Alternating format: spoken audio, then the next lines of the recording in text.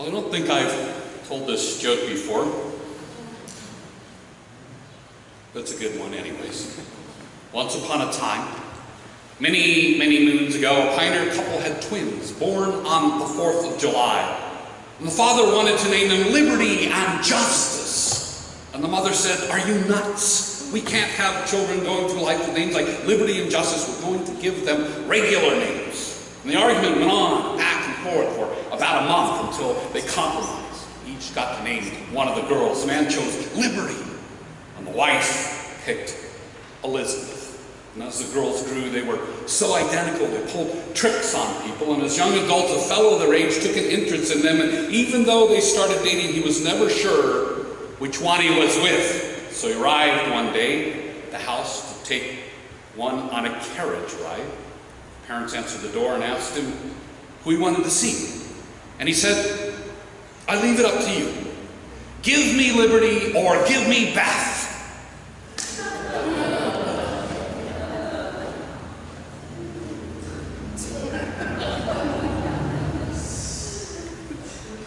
Most every 4th of July weekend, I preach on the Declaration of Independence. I look forward to it. The document is prophetic in its wording, and it's aptly summarized aimed at justice and liberty for all. We must pass on that prophetic aim from generation to generation.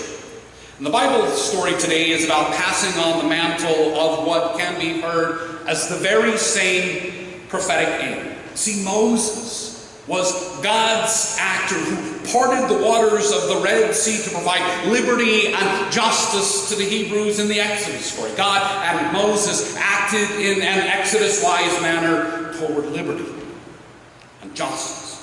Joshua, who later takes up Moses' mantle, parts the waters of the Jordan River to bring people to the promised land of liberty and justice, and to remind us of the Exodus-wise acts of God and God's prophets. And Elijah is prophetic in this vein too. His last prophetic act, as we heard, is a parting of the waters of the Jordan to remind us again of the Exodus-wise acts of God and God's prophets. And proof that Elisha has taken up the mantle as God's prophet. His first prophetic act is parting the waters of the Jordan in our lesson today, reminding us again of the Exodus-wise acts of God and God's prophets. God's prophetic work is mirrored in those who act Exodus-wise toward liberty and justice. And the 4th of July can be heard as a celebration of the initiation of an entire modern nation aimed Exodus-wise toward liberty and justice for all. I love that. Despite its imperfections, I love this country a ton. And patriotic is a word that gets bandied about a lot, often by folks wanting others to follow their ways. You're not a patriotic American if you do not believe this, or don't do that. But actually, the word basically means love of country. And the overriding theme in almost all our services, if not all of them, is love. We talk of love for God, self, others, and creation, but I'm not sure that we have specifically addressed love of country. From a theological point of view, love is always a good thing. And often we hear pitching a line that being patriotic means having a blind love for country. This is the idea that a true patriot accepts what the government does without question. Love it or leave it means like what the nation has done and is doing, or go away. This idea of love it without question tends to apply only to the things the person saying love it or leave it doesn't want question.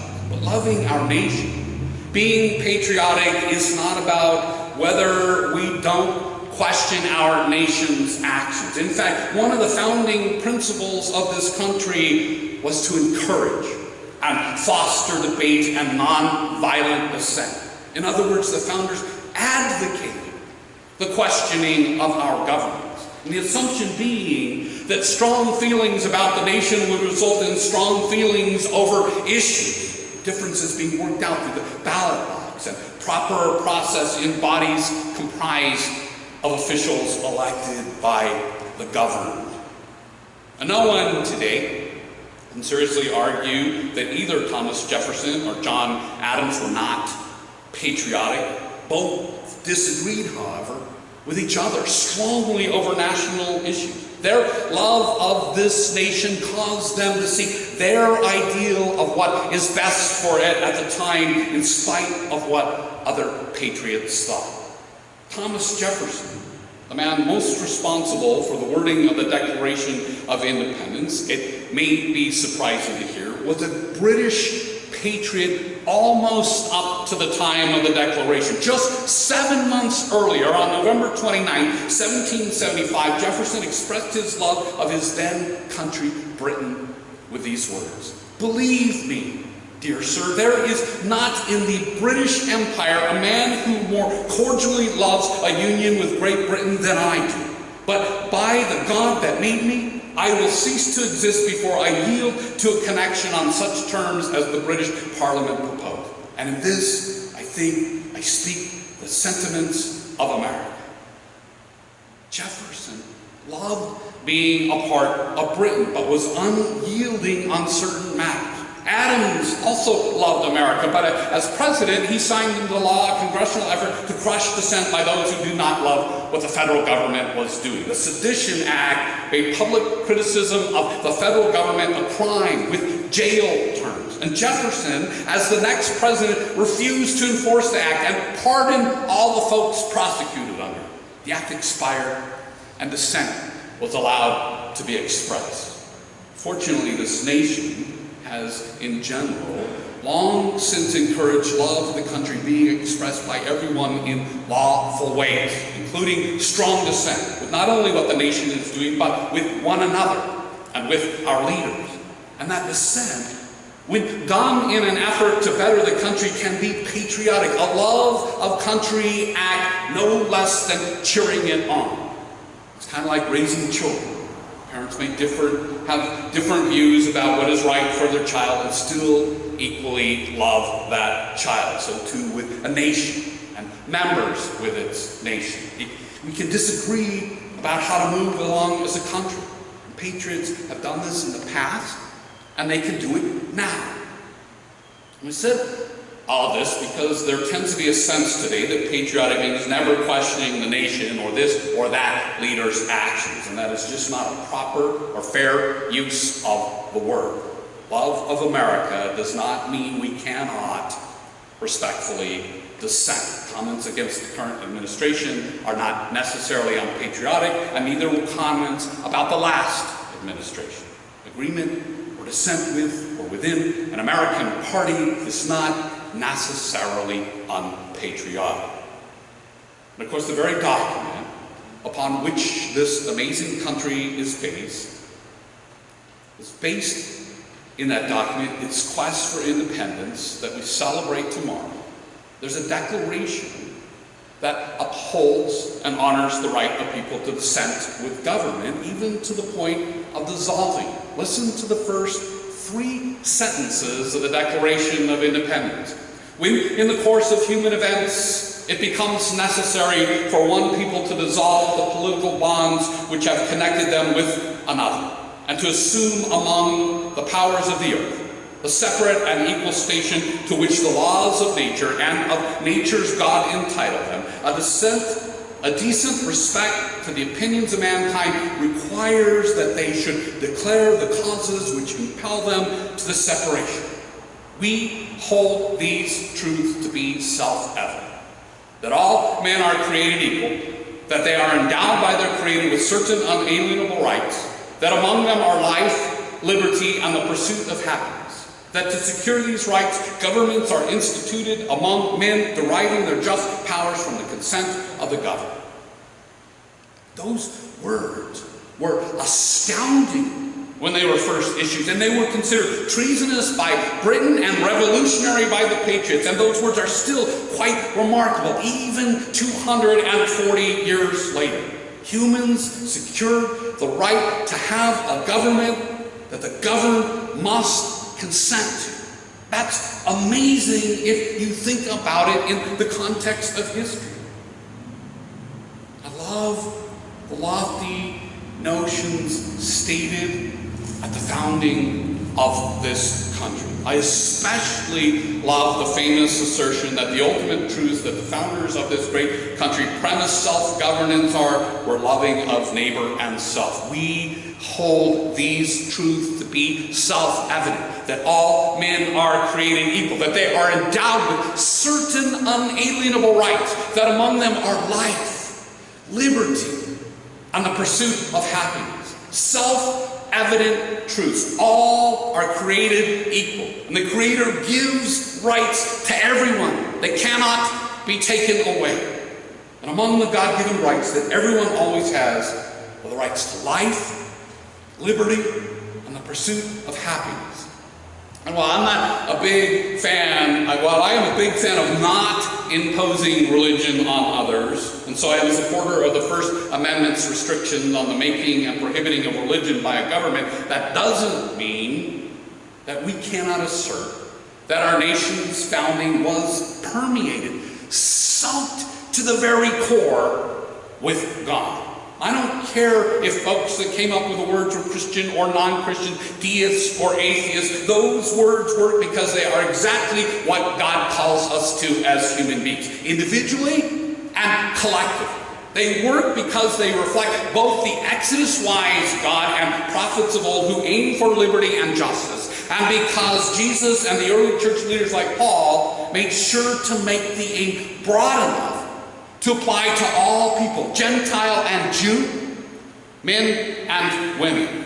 And Jesus and Paul promoted the essence of the truth that 1700 years later would be written into the Declaration of Independence. The Gospels and the story of the Exodus can be understood as claims that in the course of human events it may be necessary for God's people to dissolve the bonds with oppressive governments like Egypt and Rome, and to assume among the powers of the earth a separate and equal station to which the laws of nature and of nature's God entitled. The Gospels, especially in light of the Exodus influence, suggests that God's way, Jesus' way, supports these truths to be self-evident, that all are created equal and all are given rights by God. And Jesus didn't assert that to secure these rights, governments are instituted among men deriving their just powers from the consent of the governed. I'm not sure that he would quibble with that wording, but 2,000 years ago he took a different tack. His argument was that to secure these rights, we, all of us on earth, have been instituted by God, deriving our powers from God to do what? Love. Jesus' core message, when all is said and done, is about love. And love of country works. But for Jesus, it was never love of government or a nation's actions above the love of people and God. Indeed, the model that Jesus gives us is to challenge Caesar, to protest Rome and even its religious elite if they are trampling on the God-given rights of any person. That very model is the template for the founders of this great nation which we dearly love. The Bible, like the Declaration of Independence, is a very radical document. And the Gospels and the Exodus stories can be turned to find support for questioning a government that tramples on rights. Washington and Jefferson and Adams and Patrick Henry, who first said, "Give me liberty or give me death, not Beth." Those patriots, along with thousands of others in the American colonies, had enough. And they stood up and they challenged England. And there were a lot of reasons, but the ones that they all agreed on and stated and signed on to in the Declaration were based on the laws of nature and of nature's God, and it was caused by the universal truths that every person is created equal by God and given irrevocable lot rights, and that governments need to secure those rights. And we can understand these ideas as God inspired, as Christ inspired. That's why they resonate still. That is why they will reverberate throughout the ages. That's why America tries to live into them. And as long as it does, it will truly be a great nation, worth loving, worth being patriotic about. And I know that the words in the Declaration of Independence are secular words, but they are full of Christ. They are full of God. They were inspired by Moses, Joshua, Elijah, Elisha, other prophets, and Jesus challenges to the government and its elite so that all might be saved from a world where people are treated unequally.